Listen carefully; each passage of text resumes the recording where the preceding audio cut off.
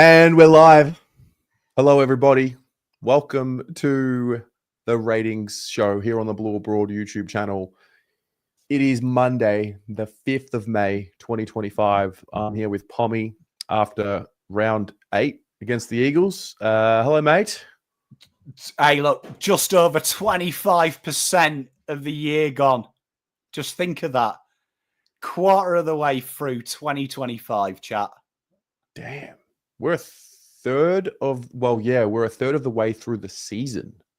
Like it's Mate. So it's all coming up Millhouse, isn't it? Yeah. It's a far cry from where we were on the 8th of January, isn't it? Yeah, he swings and roundabouts. I'm in a good mood, though. And look, you've only got two people to blame for Carlton losing. And me and Terry, we had this conversation last week. We were real prepared and we were like, Pom, can you do a double up on Monday? Pom moved some of his shows round so he could do it. And you know, Pom only ever comes on when we lose. So I take full accountability for Carlton losing by 60 points. It's my fault. I said yes. I pre-booked it. It's totally me. 100% blame. At least we have the answers this week. Yeah, dude. Like 100%, I'll take accountability. I shouldn't have done it. As soon as I said to Terry, we'll see how the results go. If we lose, I'll come on. If we win, get someone else. It's my fault. It's my fault. Yeah. I'll take Jonathan, I think you have kind of touched on the theme of the night. I haven't seen the ratings, so just so you're all aware, Pommy enters the ratings via graphics into our website here, and then I just go one by one without actually looking. So Pommy knows what they are. I don't know what they are, but we will go through and, I mean, look, try and make sense of it. But the reality is not much makes sense. I mean, honestly, like, how do you go from earning back almost like the love that we felt on that Sunday in round 7 to 6 days later, like just disinterested? Like, there was just a total element of disinterested in round 8 from the boys. Yeah, it's oh dear, it's one of them things, isn't it? Maybe I don't know, maybe I'm getting too old for this, Terry. I could be getting too old. I don't actually think it affects me as much as it should, and Yeah, that's where I get annoyed. Yeah, I actually get annoyed with myself because it doesn't affect me as much as it should. Like, I should be incredulous. I definitely just passed on this one and was happy to laugh about it because, I mean, I think after Collingwood 0-4, I was venom. And then, I mean, they've lost by 10 goals. It is actually the most embarrassing performance of the season. But there was just a sense of, in my mind, I was like, why would I hurt myself over these guys? Yeah, I feel you. I mean, look, don't get me wrong. I'm seething, but we'll come on to it. We've got 2 shows to talk about this. Let's have a bit of fun. Let's have a bit of fun with it. I'm looking forward to it. Yeah. If you're new to the rating show, welcome. I don't know why you would come to this episode for your very first rating show, but if you have, welcome. If you're watching this after it's live, good to have you here. We're essentially going to go through every single Carlton player and get a deeper look into their performance, into where they were located on the ground, and try and make sense of their role and how it played out. And we'll go from there. This won't take long, I wouldn't have thought. So we're going to start with Lewis Young, who was tasked with coming back into the side after Jack Silvani was, he was out with injury. How did you see Lewis's game? A very interesting one, because in the multiple shows I did in the lead up to this one, one of my big things was do not let Lewis Young go on the Texan. I wanted him to play that deep role, and we did put him, ironically, on the Tex. Now, the stats will say this is where stats are really deceiving. So he didn't lose a one-on-one. That's a good thing. Like, you get excited.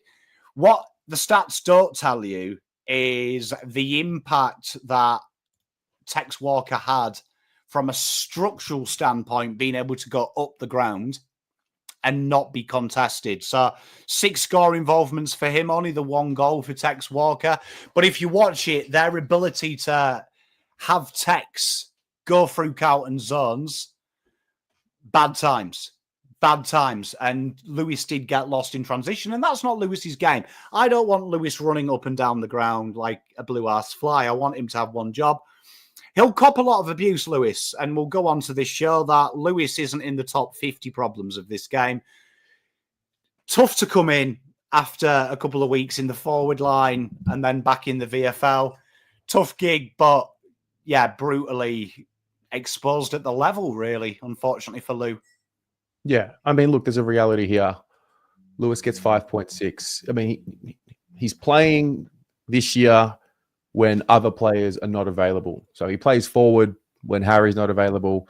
He came and played in the back line here because Jack Silvani was unavailable. So I'd like to think that there's going to be a level of nuance to the thinking around criticizing individuals. I think Lewis, as you said, far from the biggest problem. If anything, he could have an attitude of, well, you guys aren't picking me as your first choice, so I can just play like it. But I actually think he's trying. He's limited. But, I mean, if Jack Silvani's fit this week, Lewis is going to come out. But the good thing to see with him is he's not playing with that attitude. He's playing with some level of competitiveness. Carlton might be the only club in the league when you get a B grader come into the side to replace a player. We expect him to play like an elite player. Yeah. Look at Geelong. Horrific injury list. Their structure took care of it. And they beat arguably the best team on form in the league. So, yeah, bad game for Lewis, but he's with a lot of people, to be fair. Yep. He's on his own. He's not on his own. He's not on his own. Then we're going to get to the leader in the back line there, Jacob Weitering. This was an interesting conversation in the lead up. So how did it play out? It's fascinating because, I mean, I said it, with Thilthorpe. Thilthorpe is the decoy of the Fogarty Walker run. And one of the quotes in my preview, which was very prophetic at the end of the day, was if Nix gets Weitering on Thilthorpe, he probably wins the game because he knows the most dangerous guy is on the end product, not the dessert. And you saw the spread, 9 individual goal scorers from Adelaide. Weitering was out of it. But Weitering on his game, look, again, didn't lose a one-on-one all week. Had the most one-on-ones on the ground as well, poor guy. And this guy here was just a one-man band at times. A one-man band. And it happened that way. And the teams that have had success against the Crows make sure that they play a very structured methodology. They have someone going out there to try and limit Walker's effect. We saw it with Fremantle. Fremantle did sensational at this to alleviate Tex Walker's ability to get any form of separation. And Weitering did what he had to do. He was under the ball 9 times out of 10 on his own. One-man band, baby. I felt sorry for him. And it was obvious his leg was affecting him because his movement wasn't as clean as you'd expect. This was probably a return to the glory years for Weitering. He probably hasn't had this role for a long, long time, just being under the high ball all day. I would like to think he sprayed his teammates in this game, but he was very stroppy. Yeah. And I don't blame him because I wanted to jump out there with him. Yeah. So we get to 6.4. We then get to Mitch McGovern.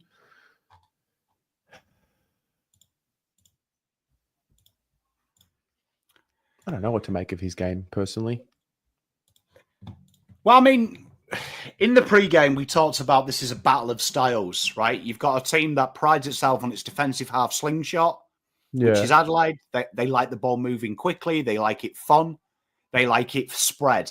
And then you've got Carlton, very grunty, very pressure-based, going up against a backline that wants pressure. And I build it as something's got to give. Something's got to give. One of the other teams has got to play the other team's style better than theirs, knowing that their styles are going to be head-to-head.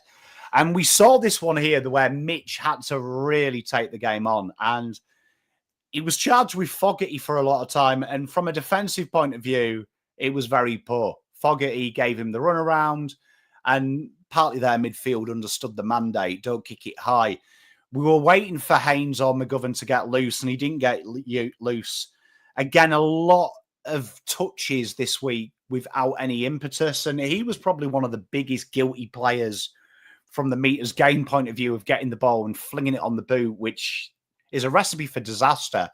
That this, you are talking about a time that scores nearly double Carlton's turnover points per game.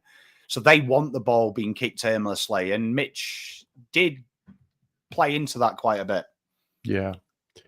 Gets a 5.9 as we move along. We'll get to Adam Sard. Yeah, I've already noticed here. I remember the last few weeks that heat map was pushing in front of that 50-meter arc. And you'll see there's yellows higher up the ground. So the roll started off how we've seen. Carlton wanted to narrow short on the ground, wanted to do it. And the big risk with Adelaide is they use the pressure to their advantage. You'll see a lot of handball chains in the back line. Carlton's second half to react to that was to make the ground bigger and play deeper. So it kind of negates the scoring. The problem is when you do that, you might be able to contain them to an extent. You'll have nothing on the front foot. And Sard was a victim of this. Sard, towards the end of the game, was a little bit like Mitch. When he did get the ball, the only option to him was punt the thing to midfield where their traps were. And this is, again, another area like where I've complimented Voss the last couple of weeks. Well done. Your game style works. You've proved me wrong. This is now Voss's turn to go, well done, Pom. Maybe you've got a point. That there was no plan B to get it out. And one of the big plan Bs against Adelaide is run at them. Give them something to do. And Sard never got that luxury. And that affects his rating. Yep. AFL rating 6.8. Rating show rating 5.8. Actually, can I just go back onto Mitch for one moment? I've just forgotten something. You know the kick-ins? Yeah. What's that down to in your view? Well, Carlton have a set thing, don't they? If you notice, it's like a textbook play. It's the short kick to the back pocket. Or option 2 is the short kick to just short of centre-half back, and then they look for a runner. If the runner's not on, it goes down the wing. And if it's a back pocket kick, we look for the centre-half back kick. If that's not there, it's a long kick down the wing. You'll see the second half, there was no movement laterally. So all they had was the kick down the line. And Carlton are a weird side this week. We just tried to play a marking game against a side that prides itself on its marking prowess. Yeah. Just a breakdown. Anyway, we'll get to young Matty Carroll. Tough game to judge this because this is a game that is probably his first baptism of fire for Matt. He's played in a backline that hasn't really had to defend too hard. This was the first time. What does excite me about him this week is we saw the improvement in the pressure acts. We saw that. But the big issue I had with Matt Carroll, and it's the same with Sard, it got a little bit too easy to hide behind the ball, not overcommit yourself. And that's the difference between why the modern day game, everyone talks about defensive profile. I would say the last 2 years, we're starting to see a huge shift from defensive profile to attacking profile. The good teams want to kick 100 points, and they're quite happy to have scores 100 versus 90. And you're starting to see that on steroids recently with teams like Brisbane, teams like Gold Coast, that it's like on crack, that they're like, it's okay, we'll kick more goals than you. So this is where Matt Carroll, if he's going to play to his strengths, I really wanted to see him overlap run. Try and get ahead of the ball. Back yourself that if I do miss the ball, I'll run back. And Matt did get and you can see here, real hemorrhaged into almost fullback where we'd expect fullback to be. Didn't really take the game on. And when he did, you could see he was one of the first to shelve his kicking. He did get a bit fluffed when he made a few mistakes. You could see, and the great players, they take the game on. And this is a real thing here for Matt. He'll watch the tape and he'll be like, I need to back myself in. Make the mistake. Yeah. Do you think they'll replace him next week? I hope not, because, I mean, look, there's a lot of players in this list that have had multiple bad games. Like, this is a lesson learned for Matt. A lesson learned against a very, very good outfit. And people wanted to call me fraud Adelaide last week. Kept saying I'm not jumping off Adelaide, partly because I didn't want to give them any motivation to beat us, but they've got a very good system. Their system does work. It's very, very high intense. He's going to play a team that isn't going to be as aggressive in the forward centre. So the best way to learn is through a mistake. And for me, the big question mark on Matt Carroll is, can he do it this week? You had a bad one this week. You had 2 good ones. Yeah. Do it. Put it to the back of your mind. Great players have a bad game. Come in next week. I guess why I'm asking is because, I mean, I can just see that team show on Thursday already, Boyd had 25 touches. Why don't you just put Boyd in Matt Carroll's spot? But then, we sort of pick and choose when we want to play the kids. This is a kid. We want to look forward. I'm just mindful of him being the scapegoat for Boyd's kicking ability to come in. My question is, when Carlton were down at rock bottom, we chose not to bring Boyd in. So if you want to develop players, you can't just sack them the first time they have a bad game. So obviously there was a reason Carroll was chosen before Boyd, in my opinion. That's how I think of it. He's allowed a chance of redemption because there's a lot of players on this list, let's be honest, not being harsh to them. They've had multiple bad games and they've forged a career.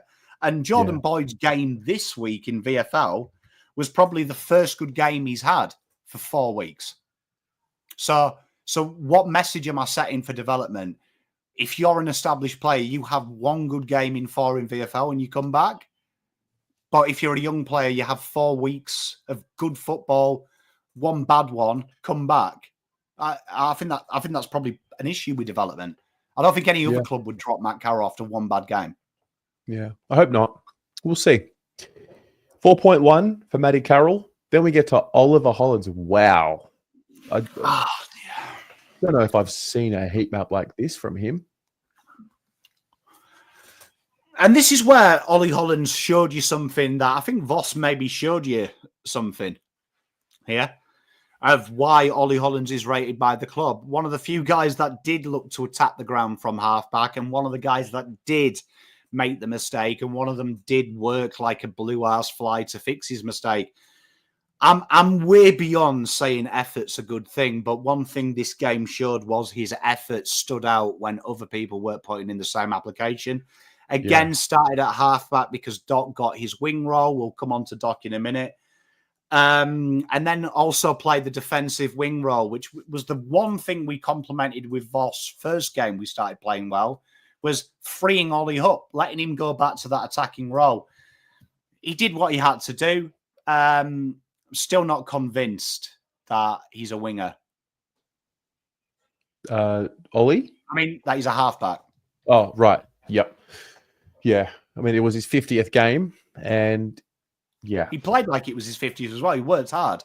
He does. He does play with the care factor, even when he doesn't perform well. So he was one of the few that I thought walked away with a pass mark, and I guess there you go. 6.1 for Ollie, and congratulations on 50 games. Then we get to Nick Haynes. Looks to be playing in the traditional Nick Haynes way. Genuinely saw a few complaints slagging him off this week, which I was surprised about because I would have actually said that if I was picking my favourite backman of the week, it was probably Nick Haynes. And the reason I'll tell you that is he was probably he actually showed the maturity and the experience over all the other players. He didn't resort to getting in the aerial contest. He stayed on his man. He kept himself free. He worked really, really hard. And you can see there by the heat map, probably the only one that's got something different to anyone else. It doesn't look like we've all played the same role. Some real positives from him was his intercept marking. Again, his intercept possessions, double what we'd expect from a player. He worked really hard, and I really like this game. It wasn't a good game, but I felt like he was one of the few players in that back line that didn't see the 3-headed snake and understood the way that you kill a 3-headed snake is you cut the head off of each fucker, not just cut one head off. And the others did get drawn into the others to attack Fogarty or Thilthorpe. Haynes kept his width. So, and Joe there, a lot of uncontested marks, what the great players that play this role do. Uncontested possession is the king of modern day AFL football. So he should be. He should keep himself. The only one who kept himself an outlet as well on kick-ins, and I actually feel sorry for him, is the number one targeted player from that kick-in. And when he looks up, all he's got is a contest to kick to. He must be getting mighty sick of it, because when he played at GWS, why I call them frauds is their entire game plan is built off uncontested possessions. He's suddenly come to a team right now that doesn't know what an uncontested possession is. Yeah. Yeah, I thought he was solid, considering the ball, the way it was coming towards him. 6.3 is the rating for Nick Haynes. Then we get to Lachie Cowan, who was the sub. We'll touch on that in a minute. Of what we did see from him, what did you take note of? One thing that got me really excited was when we signed Nick Haynes, one of my statements was, if he gets to work with Nick Haynes, Cowan, he could be world class. Like, because I feel like that this is an element of his game. And you saw he played very high up the ground. He really attacked the ball. He was a lot more invested than I think people give him credit for. And this game screamed to me, I want him to go to VFL and play that role full time, that intercepting third, because he had a spurt of it when the chips were down and it looked better. I feel like that is the big aim for him. That's the big aim for him long term. Give him that role, retrain him in the Magoos, because I felt this role was bizarre just coming into the game and playing. I'm not too sure what Voss was trying to say with this as a sub option, to be honest. Yeah. So coming up this Friday, should he start? Nah. Drop him to the twos and let him play this role and let him master it a bit. Yeah, because I think long term, Lachie Cowan, he's not going to be a halfback. It's obvious. Carlton have put their resources into halfback. I think Nick Haynes is the next cab off the rank, or Mitch McGovern, that Carlton have to replace ASAP Rocky. So give him that role. Because I did like him when he was higher up the ground. The issue I had with the lock dog was when he went back to that deep role, we saw the deficiencies of when he's not invested in the game. I like him a bit further up the ground, less defensive responsibility. Yeah. I mean, so let's have a look at him. He's 20 years of age. He's played 29 games. So an interesting one for him. Gets a 4.5, obviously taking into account he was the sub. Then we get to our midfield. And we start with Patrick Cripps. That already you see that red dot not in the center. Why is that? That's because that's how the Adelaide Crows work. If you ever want to decide that is the opposite of Carlton genuinely find uncontested positions to get back into contested positions. Adelaide are the opposite. Win the ball, get rid of that ace as quickly as you can. As quickly as you can. We run together. We don't want to get our hands dirty. We win it at the source and we spread. And if you go back to when we were talking about this pre-game, I said that the two things that were interesting was Matt Crouch out. I think it makes their midfield better. Turned out it did, because it spent even less time in the contest. To be plus 40 uncontested possessions after a quarter means you've read the book of how to hurt Carlton. And Cripps was a victim here. We really went very quickly to Hewitt, Cripps on the ball. And this is probably the first game I watched where I was like, wish we had Kennedy, because we could have had an extra to try and make this game contested. And that's what Carlton struggled to do. And you saw Jordan Dawson, how he was utilised, swinging him forward, which was what we praised Voss for against Geelong. Take the guy that takes players and move him out of that middle and give them some problem. Give them something to focus on. Cripps didn't get that luxury today. When he did go forward, though, which was few and far between, they didn't have a natural matchup for him, you could say, but it was a little too late once they did that. Yeah. He gets a 7 for his performance. He did kick the 2 goals, so I guess that'll help his cause. It does massively help it. Yeah. When people have analysed this game worse than I've ever seen, and that's quite a compliment from me because I've been doing this for 6 years, so I've seen some real stupid takes. But the guys who were copping the abuse and Motlop, Young, no. Carlton have got most of their salary cap in their ruckman and their mids and their key forwards. And we got absolutely battered in their avenues. That's who you blow the torch under, no one else. And Cripps managed to get a decent game out of it, but that just shows his quality. Well, again, look at this. George Hewitt, not terrible on the day. You look at the statistics and they don't read terribly. But you look at the heat map here, and this paints a totally different picture. And I mean, again, full credit to Adelaide. This paints a picture that Adelaide dictated what our mids did here. Yeah, but what you've got to do, and it's quite simple sometimes, what you've got to do is you've got to play to your strengths. Adelaide played to their strengths. The Blues played to their habits. So this week we saw where we were complementing Cripps being moved forward 60% of the time in the midfield. This week, Cripps was back to his 80s, 90s%. And that also affected George Hewitt. We saw George Hewitt go from the high 80s to the mid-low 80s. And Carlton resorted to their type. They went back, and that creates that slow, laconic ball movement, which then allows Adelaide time to reset. And George was a victim of this. He was no longer the main man in Carlton's midfield. He became the secondary, which is where we were complementing Hewitt taking over. And I actually felt this was an injustice watching this game.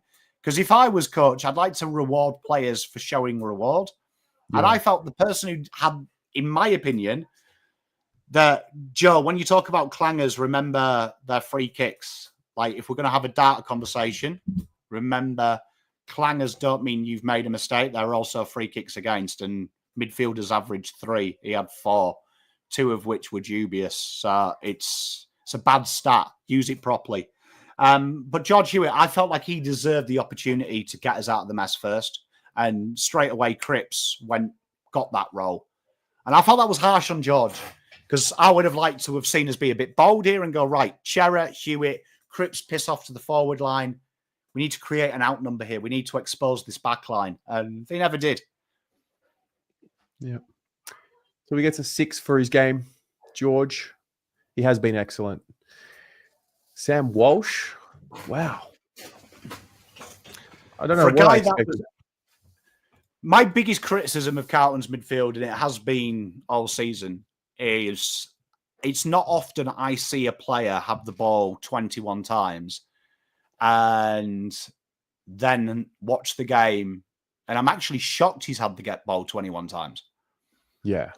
Well, I think he might have had it once or twice in the first quarter, and I mean, there might have been a bit of a response in the second, but I felt once the game was dead and buried, he started coming out a little bit more. This is where you've got to look at list management. We saw Sam Walsh. We talked about him being moved out of the ball. Yeah. Okay game against the Eagles. Okay game against North. Was in and around it last week. And again, he's got less time on the ball this week. So even less time. This is where we're expecting him to control the game. To control the game, be that outlet. And Sam can't get out of this habit of getting drawn into the contest. We're going to talk about Rankin later. Rankin's skill set is he doesn't allow himself to be drawn in. Stays on the outside. The best players in the league don't get contested ball. We're obsessed with it at Carlton because our best players do it. Hewitt, Cripps. The good teams don't want contested ball. They want an idiot to get the ball out to players like this. That Sam was very guilty, particularly in the second half, of not keeping his width. And when Carlton did gain some ascendancy, bearing in mind Carlton had the ball in contested possession, stoppage and clearance the same amount of times first as Adelaide. So we won the ball in our hands to do something the first time. The scores from them areas Carlton are absolutely battered from. And not pinning it all on Walsh, but Walsh has to take his accountability there. If we're winning the ball just as much as they are first, Our clearances have to reflect that. And we can't be negative 20 stoppages. We can't be negative 27 from centre bounces. They have to break even. Yeah. Gets a 5.4. He was down. He was certainly down. I mean, might have been hindered by the corky. I was reading he was corked last week as well. But, I mean, this is a... Did he this take guy, the field, Terry? Yeah, mate. Yeah, he did. So... I'm with you. No, but I'm like, I appreciate the club telling us that. But yeah, as far as I'm concerned, when you're on the field, don't care what's going on outside of football. You've told me I'm 100% able and ready. Yeah, and this is the thing, because you said it earlier. I mean, the heat will come on to Motlop, 21-year-old. Why doesn't the heat come on to Sam Walsh? You know what? The wonderful thing is, right? Go and watch Geelong Collingwood. Their A-grade stars won them that game. Dangerfield, players like that. How were they in that game for so long when they shouldn't have been? It was their role players. Their role players made it tough. They didn't let Collingwood get too far away from them. Carlton going at 20% in the first half, efficiency inside 50, allowed that lead to get even bigger. So your A-grade stars turn tight games. It's your B graders that keep you in the game and ultimately get you in a chance to win it. For Walsh, Carlton are having first possession the same amount of times as the opposition. Collingwood would look at it going, okay, cool, but that means we get the ball to Nick Dacos as many times as possible. And at times, Walsh was under the ground in the furnace. Saw Cripps a few times say, get the hell away from me. I'm trying to get it to you, mate. I don't need your help. Bit of discipline from Walsh. That trust definitely broke down. Ches, what does his game say? If I had to be upset with anyone, it was Adam Cerra. Like, really upset. Because I felt like this was a game. This was the game that I've had two solid games. Me and Hewitt have pretty much controlled the midfield, albeit okay against North Melbourne. I don't count it. But against Geelong, they're a serious outfit. You did it. This was another player that you've got to... If Cripps and Hewitt are being given the big job of extracting the ball, I've got to be getting the ball 35 times. I've got to be getting 10 score involvements. I've got to be getting Carlton to go quicker. Walsh and Cerra slowed this game down at all opportunities, and that is criminal against a side that probably their one weakness is if you fight fire with fire, you go quicker against them. You don't let them get into position. His indecision at times when he got the ball around stoppages was criminal. It allowed an extra player to get back into the hot zone. He didn't look for that switch up 45 to change the angle. At times he blazed it in. This here felt like he really got invested in the state of the game. And that's my concern all year. When the game goes against us, I don't see enough players saying, nah, you know what? I'm fucking bringing it back on my terms. We're Carlton Football Club. Back. Yeah. And Cerra had the ball a hell of a lot when the game was there to be won. And he was guilty with just blazing it as quickly as I can to 50, give it back. Oh, no. Where I wanted him to be like, no, I'm going to make everyone play my way. And that's what the best players in the league do. Nick Dacos, you play it on my speed, my terms. Jordan Dawson, you play it on my terms. Yeah. That's what Cerra needs to unlock. I don't know if that's confidence, coaching, own the game. Well, he's been given more responsibility this season. So yeah, and this is where I'll have a pop at Voss. You've given Cerra and Hewitt the entire midfield for 3 weeks. Why change it when it got hard? Like, you've obviously done it for a reason. This is where you back yourself in and you say, no, Cripps, your time is done. I'll break the glass when it's desperate. You stay forward. Let these boys do it. As soon as it got hard, he changed it. And how many times do I say it? Cripps and Hewitt is the worst combination for Carlton because then Riley O'Brien takes off that outlet ball. He was a big boy. They flood the defensive side. Before you know it, Carlton can't go anywhere without kicking it long. And that's why Cerra was that happiness the last 3 weeks, because he didn't do that. And I'm disappointed in him because I want to be here and go, okay, Cherry's proven it to me, and this is it. I don't want to use the term because I think it's so offensive, but it felt very downhill ski. When the game's good, I'm King Dick. When the game's hard, I'm not extracting. It's a big question for me with Ches because I know he's capable. Absolutely. So 5.9, and that rounds out the midfield. Wait, this is how bad it is. I keep saying to you, it's happening. It's happening. He's a midfielder. And surprisingly, he got more midfield time than he ever has done for this football club. And this was fascinating because been saying since it's happened, what we've got to do is we've got to watch teams that use this role and try and learn from it. And this week was the greatest week to see it because you saw Rankine, very different player to Motlop, but how it works, having an opposite type fluctuation, having someone else to go into that midfield. And this was fascinating from Motlop. And I don't want to pan him too much because you know what? I will defend him. I think this is the stupidest role change I've ever seen. And I've seen some bad ones. I've seen Cam Paulson at halfback.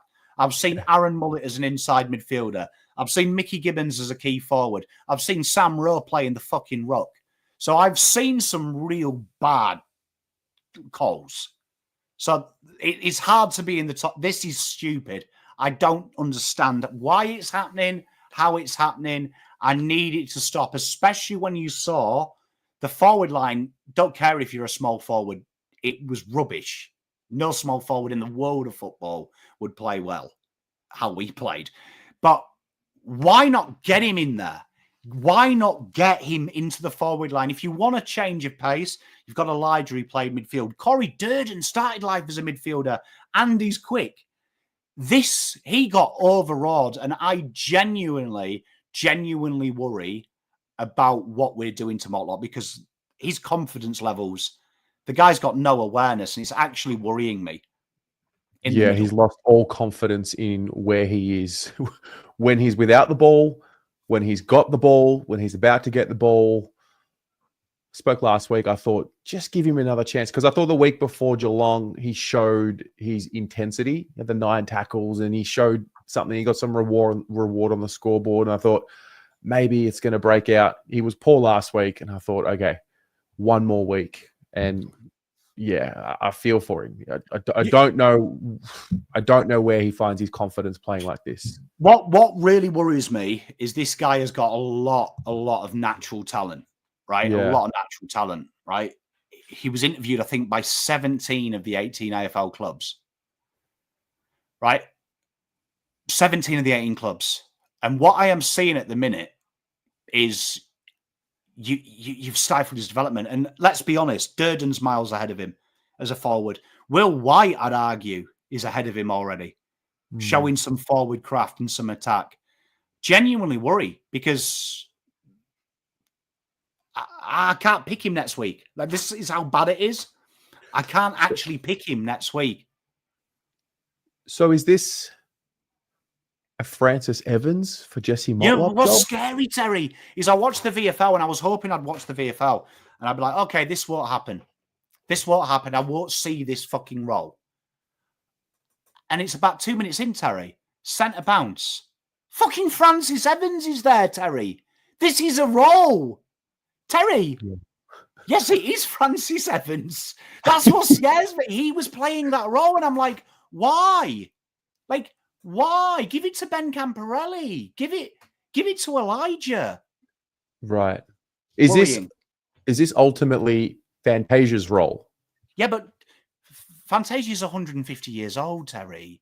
Yeah. So there has to be a plan long term. Now, is it Jagger Smith? Maybe. Right? Maybe this 20% midfield spurt player is Jagger Smith. And that excites me a little bit, but I don't have Jagger Smith. So my next question to the club, Ben Camporelli's playing this role to a very good standard there. I'd rather play Ben Camporelli in this role. And if he sinks, if he swims, I don't care. But Jesse Motlop, I don't understand it. I watched him a lot in the juniors. And it's ironic. If you were going to play him in anything, you'd play him as the stay-at-home forward, like Matt Owies was, which then worried me when we got rid of Matt Owies because he's never had pace. I don't know who at the football club and what they've seen with Motlop. It scares me, Terry. Like, genuinely, I can't tell you how angry I am about this change because it's never going to work. Yeah. So is this a philosophy change and bring him back to the... Or switch him with Durden or just drop him for Francis Evans? I wouldn't even... But that's what's probably going to happen. Like, for me personally, I'd rather say, right, Cooper Lord, you haven't even been mentioned. You've actually played as a traditional half forward this week when you've never done it. I'd rather give him 20 minutes a game. I'd rather give Ben Camporelli 20 minutes a game. I'd rather this guy here, Motlop, go to the VFL and say, look, we need you to kick 4 goals. We need you to get this. It feels like they're almost... They want this role, but they haven't got it on the list. Or the ones that are on the list, they don't want to expose them yet. So my question is, you have got a very high value pick in this player. Fucking might as well burn it if that's the case. Yeah. 3.8 for Jesse. And then we get to Blake Acres. Jeez. What's happened here? When you're playing a team that incredibly spreads, like I said in my preview, you've got to fight fire with fire. So we're looking for the spread. We're looking to try and get these guys out on the run. And to see the second half, to see that rollback occur very quickly, Blake Acres playing almost high halfback to protect Matt Carroll, who Doc then protects Sard. I'm watching this game and I'm like, how are you going to get it back? And that's the thing I always look. How do you wrestle it back? Are you in a good position? Carlton could never wrestle it back. And this was fascinating because, again, another stat we praise mid-wingers for, your disposals per meters gained per disposals. Meters gained per disposals, right. Yeah, absolutely wasteless stat in here because it was just bomb it forward to no one, desperation, uncontested possessions when the opposition wingers are miles ahead of you with uncontested possessions, hardly have any contest. He got drawn into the contest. So did Doc. This was a very, very bad game. Like a very, very bad game. I can't... Yeah. One of the worst winging games I've ever seen. So is this a... I mean, we've already dropped Motlop. Is this a drop job or is this a pull your finger out? We're at the MCG Friday night against the Saints. Need you to be better job? Well, I mean, as much as it's on Acres as well, I think last week you played 2 aggressive wingers, attacking wingers. You gave yourself the chance. I don't know why you would, in a game that you knew was going to be tough, suddenly tell Ollie what you've done for the last 2 weeks isn't good enough. You're being replaced by Doherty. And, oh, by the way, Acres, you're playing that defensive role again. Like, what was the point of the North game, the Eagles game, and the Colin John game if you're not going to back yourself in? Like, you might as well not bother doing it, is my opinion.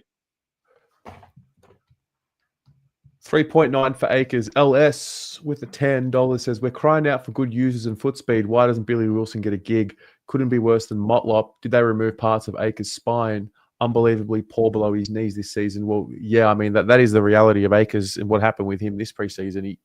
He did have a back surgery, but he did come back and play the first practice match, and he's been available ever since. So it's confusing.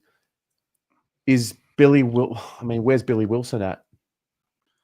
No, I love Billy, honestly. Sat with his parents at the BNF. Like, honestly, the nicest family, the nicest kid. Can't give Billy Wilson bigger props because he's a superstar human being. Issue with Billy is, again, you can't, like, for me, what we've done for way too long, and it feels like we're back at this stage now, and it's actually infuriating for me that we're back giving people who haven't shown anything in the twos an opportunity at senior level football based on the fact we're sick of the players that we've got there, which I feel it. But But that's why half of the players we've got aren't kicking on, because what will happen is, let's just say, I love LS as well, but if Billy Wilson will come in, let's just say we'll play him for 3 weeks, he'll be very mediocre, and before you know it, Doc's back. Before you know it, Acres is back, because that's what we do when the pressure comes too much. This game proved it. We went with the names you knew we would go. I'd love to see Billy Wilson play high up the ground, but at the minute, we've got to analyse Billy Wilson as the player he is in the VFL. He's playing halfback, and at this moment in time, everyone that's played halfback in the VFL has outshined him. Yeah. So I agree with LS. I'd like him to have a little bit of a role in the VFL. But the problem is he's behind Matt Carroll, and he shouldn't be. True. Do you know what I mean? Like that's the problem. So 3.9 for Acres. Then we get to Doc. Sad. It's sad. I think from his first kick, I knew we were in for a long day. It's tough watching him play at this level, and just the lack of physicality, and he wasn't the only one that was out of position. It just, this ain't it. This can't be it. As in, him playing like this, it's painful to watch. It's fascinating, this, because it felt like, I'm not going to bag him, and I want to make this straight now. Sam Doherty is not in the list of 100 reasons Carlton lost this game. Yeah. So I don't. But this is another thing. See what I said about Motlop. Why are you playing him in a position that he's not? Like, if you look at Sam Doherty, like, let's just say, if I came fresh off the boat, it's 2011 again. You're explaining this. I'm boring my father-in-law saying, can you explain the game to me? If you told me this guy was an all-Australian halfback and I'm watching him play on the wing and on the midfield, I'd be asking the 2 questions. Why is all the kids in the league playing the wing and then moving the older guy? Rory Laird had a blinder because he used to play midfield, and they moved him back to halfback because Nick's words, his ball use and his speed weren't good enough in the midfield, but his experience and his calmness is very much needed with our young quartet down the back. If he was playing at high half back, I'd be like, okay, cool, this makes sense, right? I can cope with it. This is poor. This is poor. Dane Zorko, spot on, Donny. Like, they're all being moved down the back line. To see him play defensive wing and then to see him start the first half in that attacking position that Ollie Hollands, no offense to him, but you shelve Lucas Camparelli straight away. Lucas Camparelli can get better. Yeah. No offense to Doc, but this is Doc. Yeah. And he came in after one game where he was judged best of field by the coaches, to be fair. And also, it was a forced change. But yeah, it's tough to watch him play like this, and I don't know what they do with him this week. Yeah, look, I mean, I watched the VFL intently this week, as I always do, and every player that played this review, everyone who played the VFL, I just thought, I'd rather see you play. Yeah. Get the exposure. You've done enough. Like, last week, I raved about Doc in the VFL because I think that's where he needs to be. That maturity, that's how Wilson gets better. I observe, I learn. I add my skill set, which is pace, to Sam Doherty's nous. The problem is I don't think his footy IQ's gone. I think someone said it in there, the sands of time, LS, Father Time is undefeated. It eventually catches up with you. Yeah. And I think he knows that, and it's sad. I think he knows. So we get to 3 for his game. Well, these ratings are getting worse and worse. Then we get to deconing. This, I thought, I wasn't very confident about much going into the game, but this matchup I thought was one to be confident about going into the game, given where De Koning is in his form and career and where Riley O'Brien was in his form and his career. And it went the complete other way. So if we go back to the Collingwood game and we go back to the Richmond game, one of the things I said the next development for TDK is playing these bigger bodies and playing it on his terms. Yeah. So he's old enough now, he's ugly enough, he's mature enough now to know, right, my skill set is opposite of this guy. And we saw, it's actually quite sad, a guy that I don't really rate a lot is Sam Draper. Sam Draper played him, and that started the undertones at Adelaide of we need to get rid of O'Brien. Game's gone past him. It's too slow. Sam Draper gave him the runaround. TDK, straight away from the first bounce, I was really worried because he engaged with him and wrestled him. And I was like, if you're going to wrestle Riley O'Brien, there's only one winner. It's Riley. And around the ground, he got battered. Around the ground, he was non-existent.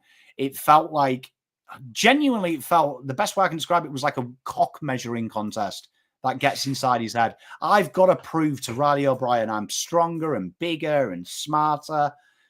Mate, avoid the contact. Batter him on the deck. Batter him around the ground. Go, you can have 40 hit outs, big guy. But I'm going to influence the game. I'm going to drag you to deep waters. And ultimately, by the second quarter, Riley owned him. Was deep inside his head. And that is something that Matty Cruiser really annoys me, because Matty Cruiser was probably the best at shirking contact I've ever seen. He played these big guys on his terms. Yeah. He was the master of it. Well, his footwork at stoppage was a highlight of his game when he was up and going. I mean, Tom showed it as well, but Riley had all the answers and then some for him.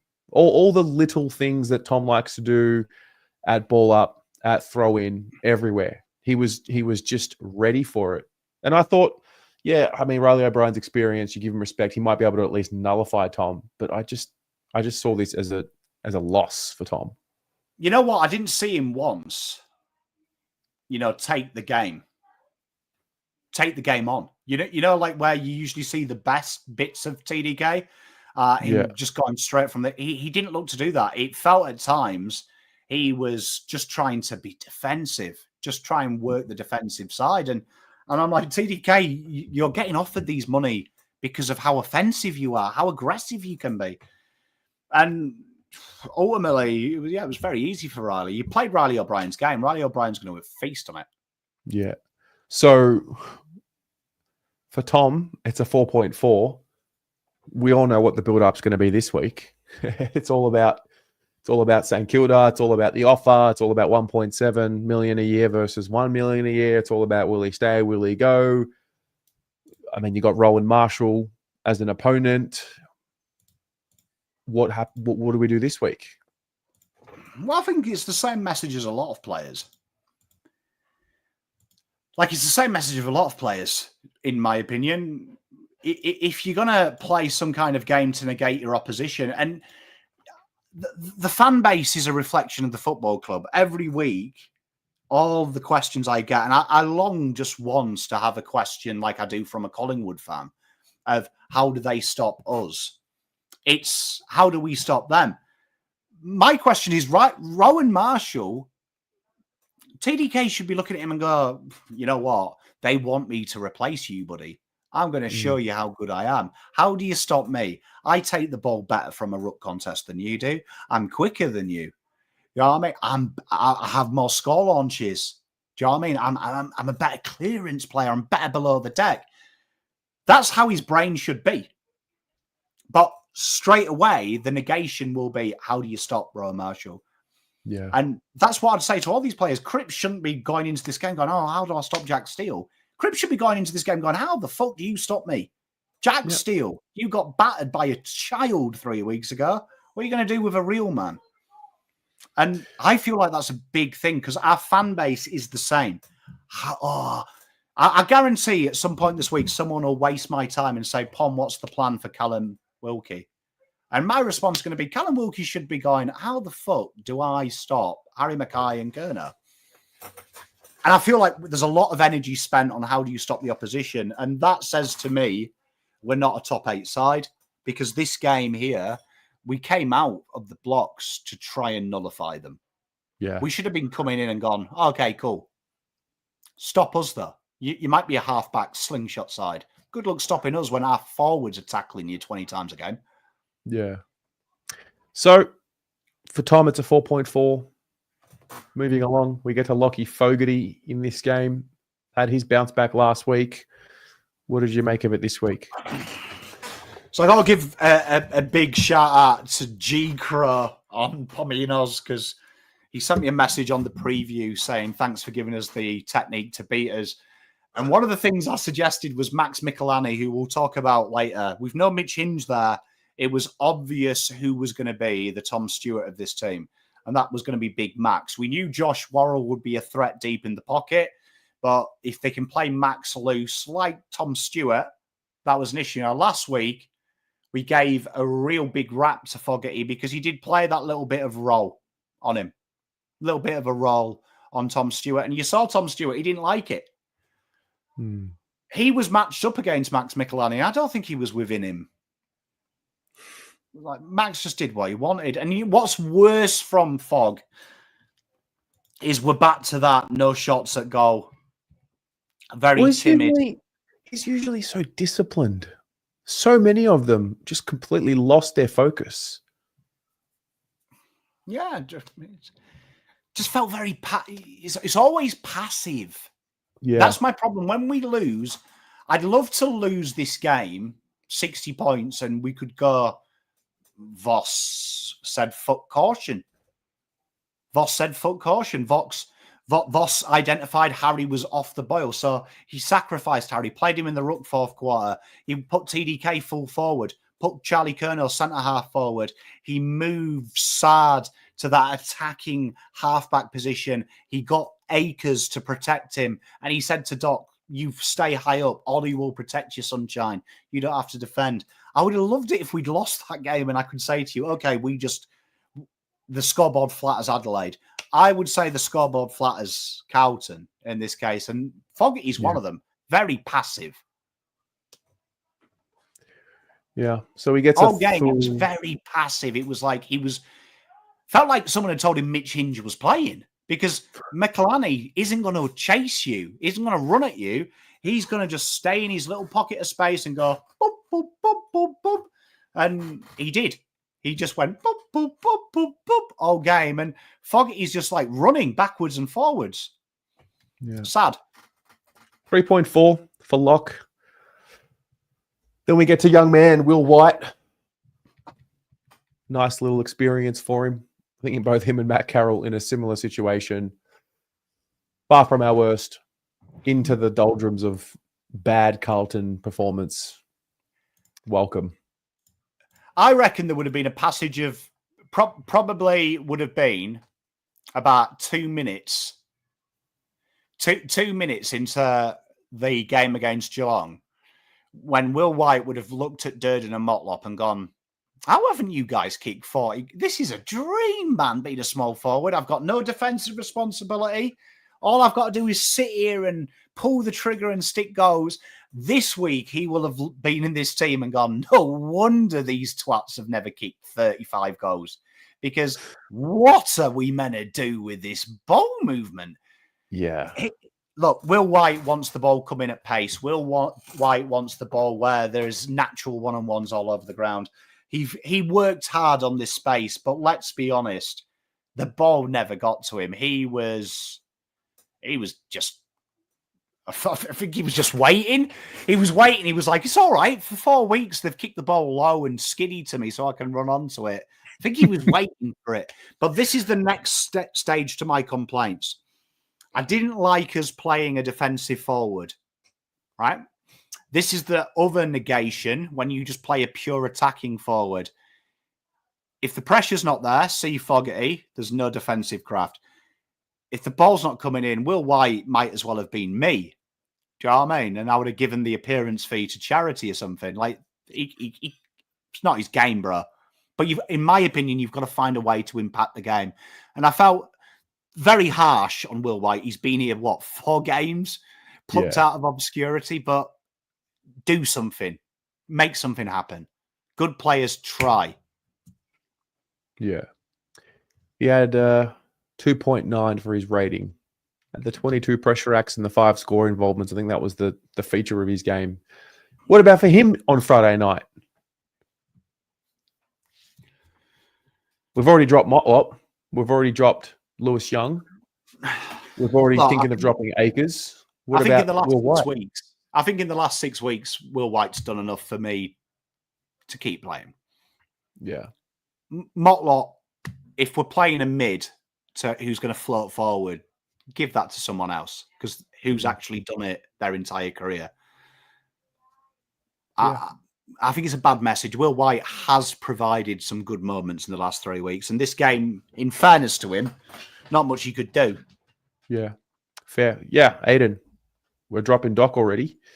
That's 4 or 5 already. LS, these blokes read their own press clippings. I'm telling you, this sort of performance after a big win has been a staple with this group for years. Yep. It was classic. I'd also say the messaging, though, was just off all week. We always lose to Adelaide. And maybe sometimes I feel like I've got too high standards. Because when you started winning, everyone was quick to DM me. Do you still not like Voss now? And stuff like that. Everyone was quick to do it. So, well done you. But have a standard is my mantra. And this is the issue. Okay, they always lose to Adelaide. When do you learn? Isn't the whole process of getting better that just because something's happened before, you've got the system in place to be better? Yeah. And it felt like, Terry, generally, you and me said it on the phone today. I watched this game for 5 minutes live, and it's actually less when I've done the 2 reviews and watched it twice. I knew what was going to happen. You can actually sense, you actually feel it. Yeah, the focus level, the attention to detail, the miss kicking, I don't know. You just know. The standoffishness of the players when the opposition have got the ball, you can feel it. And then the acceptance of, oh yeah, it's another one of those performances in Adelaide against the Crows. Yeah, and you've only got to go on social media. It makes me sick. Let's have a rebuild. Let's have a reset. It's okay. We always lose to Adelaide. We'll batter the Saints. The one that makes me sick, people posting, beating Geelong's not for everyone. You just got humiliated by 60 points by a team you were all calling fraudulent last week. Humble yourself. Set a standard. You say every week, Bazzusto, fucking Sticks. Have some respect for them names. They don't just win one week and jack off and laugh at Collingwood. They expect excellence every fucking week because that's what they did. And that's what kills me, Terry. People were saying to me, I bet you enjoyed watching Geelong beat Collingwood. No, I didn't. I hated the fact that my football team doesn't have the cojones to, have a fight back like that, prime time when everyone's saying you're old and cooked, or 2, play beautiful football like Collingwood do after getting humiliated round 0 and being arguably the best fucking team on the land. So I'm not happy Collingwood lost at all because 1, I respect the fucking shirt. I respect the name. I respect the heritage. Respect the Guernsey. You'll never see me smile when Collingwood win or lose because Carlton lost, right? Yeah. Because it won't make me better. Because I want us to be better. And again, Terry, it's that attitude in it. We always lose to Adelaide. So stop. It's not that hard, is it? Find the solution. Win. That simple. Win. Yeah. Because you've got to beat Adelaide to win the flag. You've got to do something you've never done. So if we never beat Adelaide, we've never won the flag for fucking 30 years. So you've got to start doing things you haven't done to achieve the big thing you've never done. Yeah. It's just a mindset. And I feel for these boys because I agree with LS. It's scripture in it because we'll get angry this week. We'll probably find a way to beat St Kilda. Then it's going to be, oh, it was just a blip. It was just Adelaide. Oh, we lost JSOS. I mean, that's what killed me this week. Oh, it's no JSOS though, Pom. Oh, okay, cool. Because JSOS would be the first fullback in every fucking club in this country, is it? Probably play for North above all their players. He's a very good player, but he's not an exciting brand name. I don't know how JSOS fixes Riley O'Brien's work at stoppage and our midfielders just not being switched on at stoppage.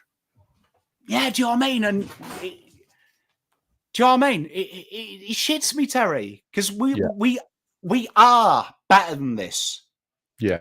Look, let's got me let's going do now, this. Terry. No, I know. Let's do this at 7. This conversation.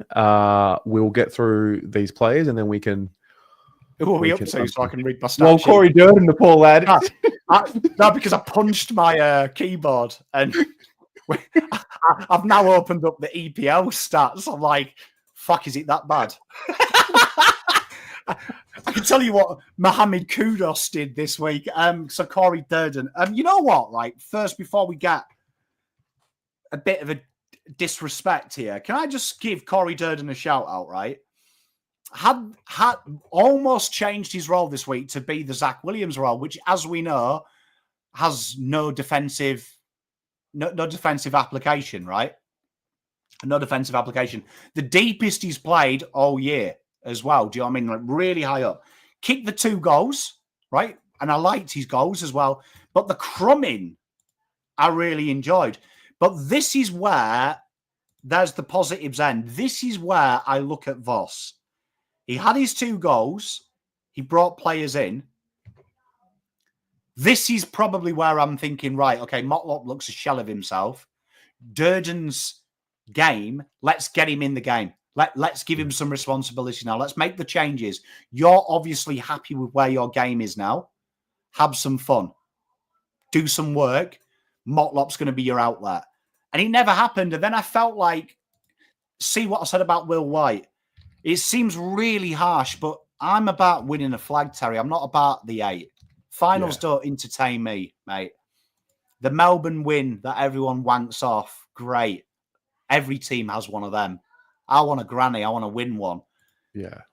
To win one, Will White and Durden have to find a way to impact the game when the game isn't on their terms. And I just felt like this is where, as a good coach, Chris Scott, would have said, right, Motlop's getting battered on the ball. I'm swapping you around. I'm swapping you around. You're going to go there. You're going to work today. You're going to get me something. Because it was, don't want to be harsh to him, but it was them. I felt like you could have done something with him. The game was lost when he started getting in the game. Mate, Durden on the ball. On the ball. Durden on the ball. Come on. You know what's crazy, Terry? It's almost like, I don't know if the list management don't have a chat to Voss, but funny enough, the guy that played that role was a junior. It was Corey Durden. Corey Durden. Like, Motlop doesn't know there's a midfield. Like, I think the one time Motlop found the midfield was there was a windy day once for South Fremantle, and he went and picked up a tissue, and it happened to be in the centre of the ground. He was like, oh, fucking hell, there's more to the inside 50, is there? I didn't know this. Yeah. So I'd like to see that. I would have liked to have seen, personally, Motlop kicked his goal. He was one of the first goals, wasn't it? Yeah. 20 minutes in, wasn't it? Yeah, something like that. The boundary. That's when there was that gap between Durden did anything, wasn't there? Durden, got his goal start of the third? Later That's in the where game, you made me think, like, Motlop, you're struggling in that second quarter on the ball. You go forward. You've already kicked a goal. Durden, get in the ball. Get in the ball. Try and make something happen. And that's the next layer of Durden's game. I know he got a role change, so forgive him, because he had the hybrid role last week. Got to find a way to impact. The good players do. And I feel like Durden has got something if he stays fit. So we get to 6. Then we get to Cooper Lord, who... Wow. What's this role? Oh.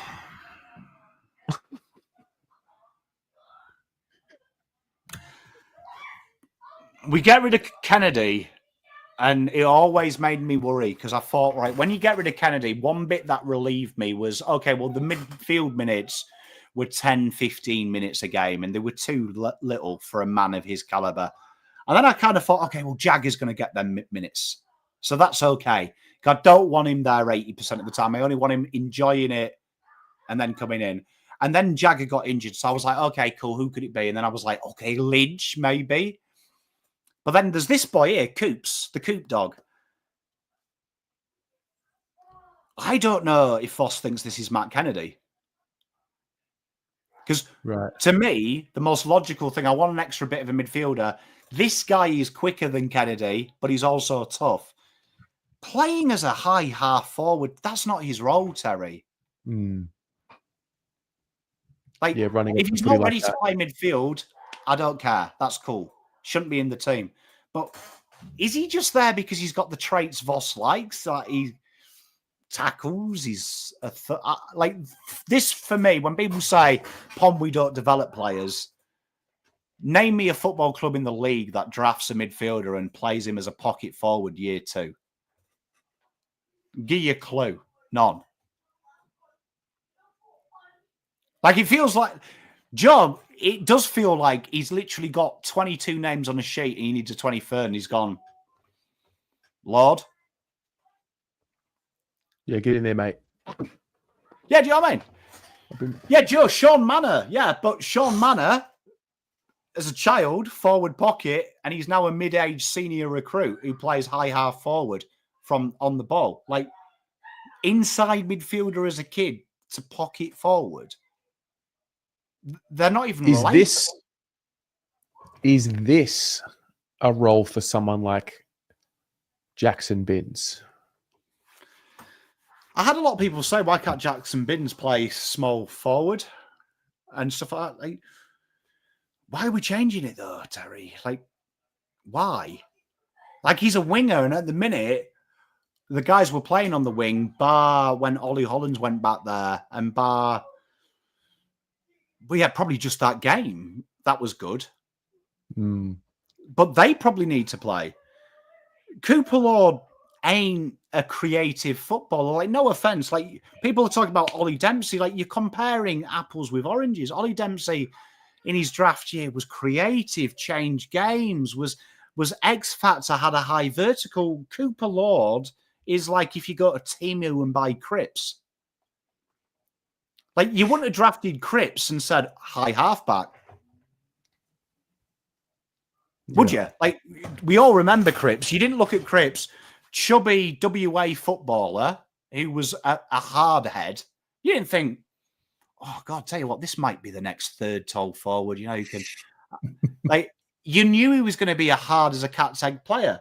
Same with Cooper. Like, to me, if there's the midfield minutes he plays there, if he's not, why is he not in the VFL? And I feel for Cooper because suddenly Motlop and him have switched around in the ratings. One's a midfielder now who never played midfield, and one's a forward who never played forward. Yeah. Explain, as if I'm 2. So gets a 3.4. Then we get to Elijah. Oh, wow. What is this? So you'll see here, it played the exact same role as last week as that conduit. Right. And you can see that with the ball spending 70% of the time in Cowan's backline, this was how our high half forward was. It was almost a wing position. You'll see Doc was really deep. Acres was really deep. They were meant to be playing the wing. This is not where we want Lidge. And if we do want Lidge here, we want Lidge on the ball. We want Lidge trying to get the game moving forward. I felt for him in this game because there's nothing he can. This isn't his skill set. This isn't his monkey. Yeah. Really poor from him, but genuinely everything that Lidge is good at. This is where I get confused. Swap him, and if we were doing this rating in another world and Lord had this, I'm like, okay, I can see what happens. I can see that the ball was contested. We needed more extractors. We took Cooper in there. He's quicker than the average bear. And then Lidge is staying at high half forward, trying to be the conduit, trying to be the one dictating traffic. Made no sense, this. You know what? The big crap I'll give him, He managed to somehow have the same amount of inside 50s as every other high half forward when he spent 90% in the defensive half. So, well done, Lidge. I don't know how you did that, but poor game. And again, look, we only had, 5 tackles inside 50? Lidge made one, and that was a rundown. There you go. So a 4.7. We then get to Charlie, and we see here, this is definitely a different version of Charlie than what we've seen over the last few weeks. This was weird because we talked about we had to create separation between our forward line, and that is very important when you play Adelaide. You don't want to get congested, but it was fascinating. In-game, Charlie and you'll see when we see Harry's heat map, they were oscillating in the same area of space, which causes 3 things from a structural point of view. 1, your entries inside 50 will be in the same place, which they were, right? Which is chaos if you've got really good players at intercepting. Number 2 means that if you don't mark it, you're in trouble because the smalls can't work on that kind of, they need the separation. And 3, it becomes so easy to defend. You push the team out wide. The entry will be from deep. There's no 45-degree change of angle. So then it becomes an easy zone. And this, we fell into the trap. Now, the positives I can give you, Charlie led all day. 3 times the amount of marks on lead and the 3 times the amount of leads that we'd expect for a forward. Outside of that, though, we don't want him. This is where I've been saying I like him playing the centre-half forward role. He only lost 1 one-on-one all day. So he was winning his matchup when the ball did come in there. This is where you get a bit intuitive and you go, right, okay, it's not Harry's day in front of goal. Charlie, stay in the goal square. Harry, you come up the ground. You stay deep, though. We'll try and get you one-on-one because you're winning every matchup. You beat Butts. They move Keane onto you. This is good. It never happened. And Keane and Butts had the easiest day because genuinely they could double up and still be on their man because they operate in the same area of space. So that's why keeping them separated is so important. It makes it hard to double up. And if you do, it creates opportunities for other players, which is what we've been praising the last 2 weeks. Tough game. Tough. I mean, Harry was, we'll get to him shortly. Harry was incredibly down in his performance, but Charlie gets a 6 here. We'll finish on Harry.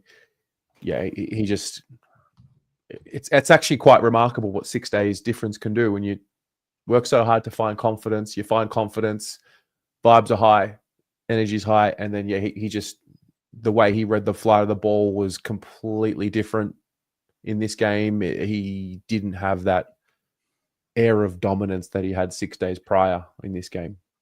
Yeah, so this is one that earlier I said I would have liked to have seen us be a bit ambitious with him because it was obvious that Harry was really out of sorts, lost all of his one-on-ones, which is something that he prides himself on. Really? All of them? Yeah, 0 marks inside 50, which is rare as rocking horse poo. You know who if I'd watched this game and I didn't have facial recognition and you told me it was Patrick Kerr, I would have believed you. True. And this is what, and I don't want to be harsh to Harry because I know he's gone through some stuff, but this is where I feel like the great coaches would help him out. So that's why I said the only times I liked TDK's game was when he was in the forward half and he brought the ball to ground a couple of times. This is where in the fourth, the game is lost, right?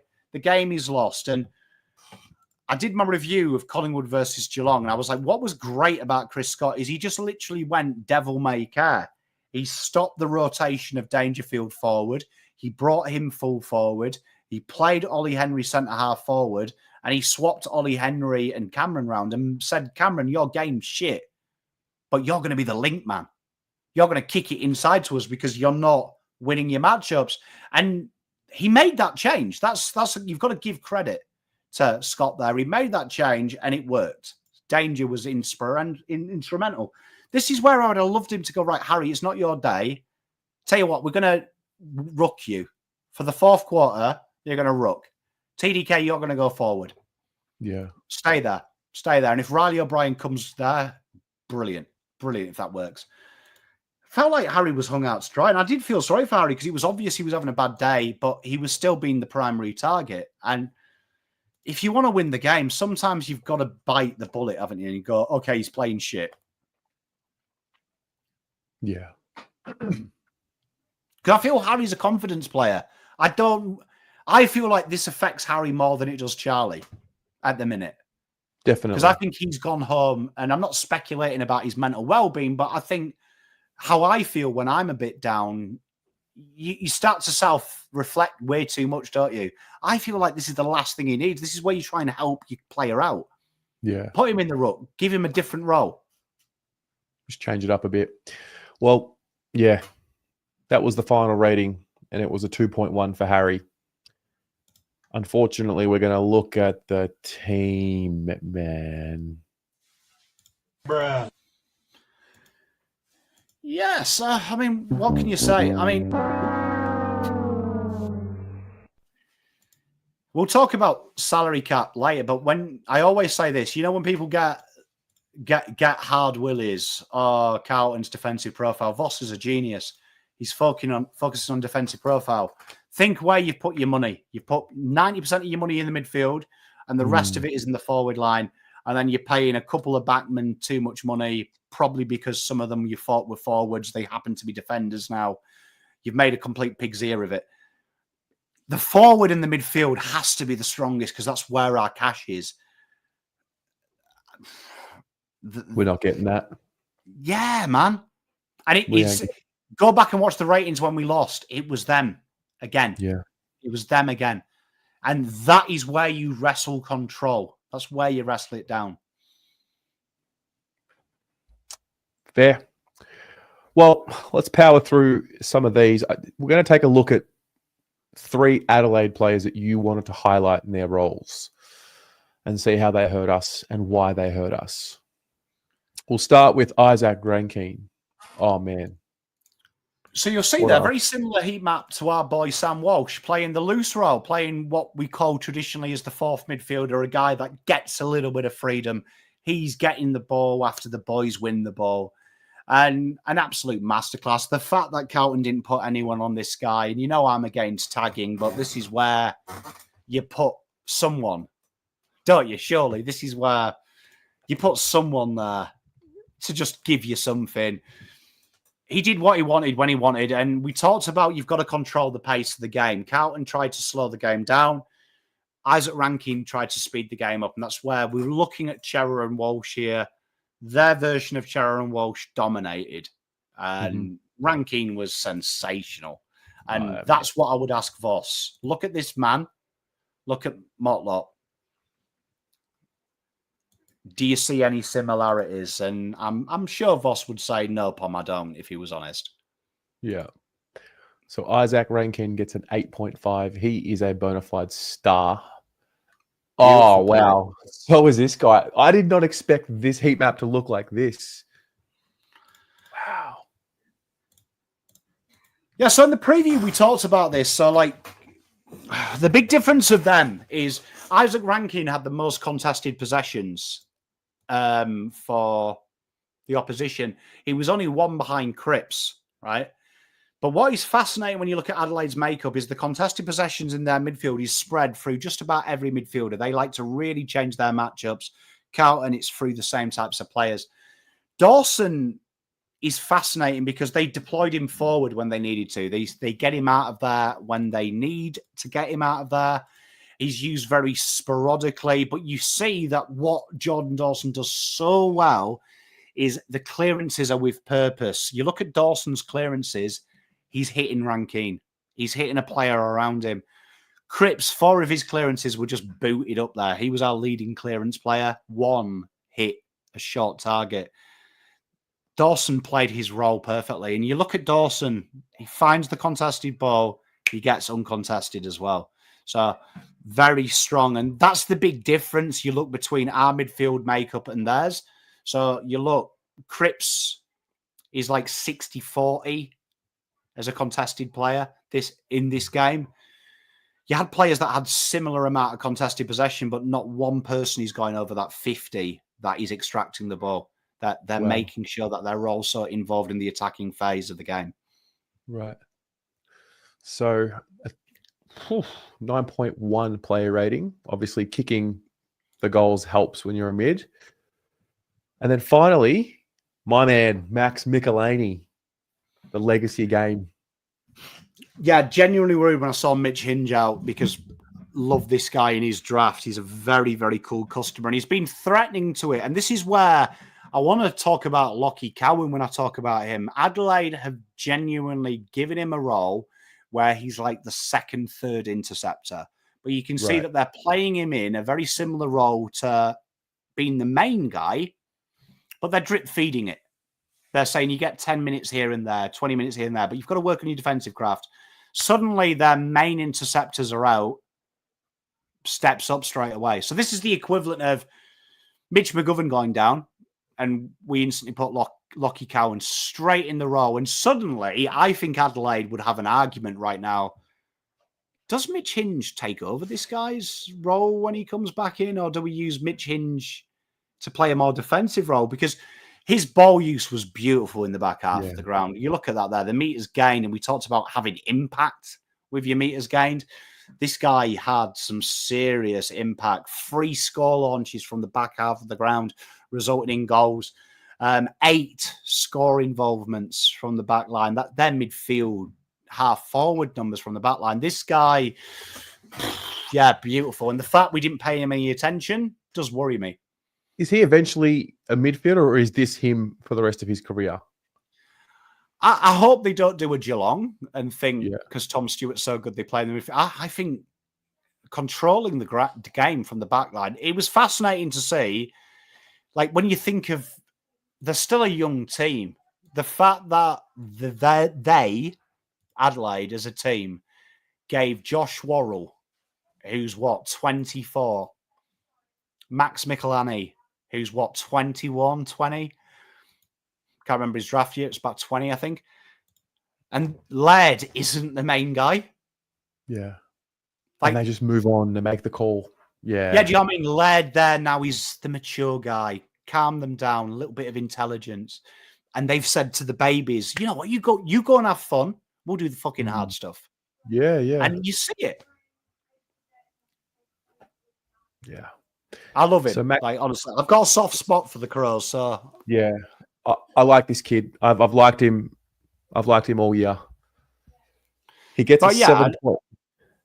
And Rory Laird is a fascinating one. I did want to talk about him. Rory Laird, I can see Voss. I mean, I could see Doc playing that. If Doc was in the role for Laird, I'd be so excited. You know, play back pocket like Cade Simpson did. Yeah. Be the mature head. Give the ball to this guy. I'd be all for it. It just, to me, that makes sense. You've got to trust your kids. But that's the bit that I think Carlton fans miss. Development is giving them the best chance to succeed. So Max, since he's been drafted, has been earmarked for this role, and he happened to get it this week. But if McGovern went down, and hey, we bought Haynes in to be McGovern 2.0. Yeah. If them two went down, who's playing this intercept role? True. So, do you have other slides? Oh, yeah. We're limited with how many slides we're allowed to put up because they charge Terry an arm and a leg, but they're like, you won't use server space. Here you are, Terry. They should be coming now, buddy. All right. So, we'll start with the Carlton player of the game. That would be Patrick Cripps. He gets a 7. We'll go straight to the 1%er award, also known as the Jack Silvani Award, which he has won before actually winning it. But Jacob Weitering had 9 1%ers. And they are. I mean, if you ever wanted to know why Pom's so angry, just think Jack Silvani leaves the team and the person who replaces him is Jacob Weitering. Just imagine. Your best defender had the shit eater's job. Quality. Brilliant. Love to see it. Patrick Cripps was also the main riser from last week? Yeah. This week? Gotcha. Yeah. To be fair, though, no one rose. So it's basically negative gearing. The property developers cheat code. Thank you, Mrs. Pom. You got a little English breakfast over there? Yorkshire tea, mate. Yorkshire tea. I need to get some Yorkshire tea. Yorkshire. Yeah, mate. You do. You need to step into the 21st century with me, mate. Yeah, I do. I've been drinking the mango cucumber tea lately. Oh no. Cucumber in a drink. Yeah, believe it. I can think of some imaginative things you can use a cucumber for. Drinking them isn't one. Okay. So, guys, that's the rating show. Short, sharp, just the bare minimum, because let's be honest, that's what we got from the Carlton Football Club this week. What we're going to do is, firstly, thank you to Horizon Finance Group for sponsoring the show. If you have any finance needs, questions, you want to have a phone call with Nick from Horizon Finance just about your situation, if you're looking to borrow money, whatever, get in touch with him. Mad Carlton man. He will help you out. The link to his Instagram is pinned to the live chat. Pommy and I are actually on for the Blue Abroad show in half an hour. So at 7 p.m, we'll be live again. What we're going to do is pour a cup of tea. We're going to talk about this game a little bit more. And then we're going to, maybe zoom out a bit and move on. And we look forward to it. Win or lose, we're here. It sucks because 7 days ago we were talking about such a good win. And then I guess that's footy. That's probably why you got to enjoy a good win when you have it, because with Carlton, you just never know when one of these performances is around the corner. And like it or not, standards or not, sometimes we've just got to accept we're pretty mediocre. And that's putting it lightly. So, thanks, Pommy. It's my pleasure, honestly. Always a pleasure. Never a chore. Never indeed. All right, guys. See you at 7 p.m. Go Blues.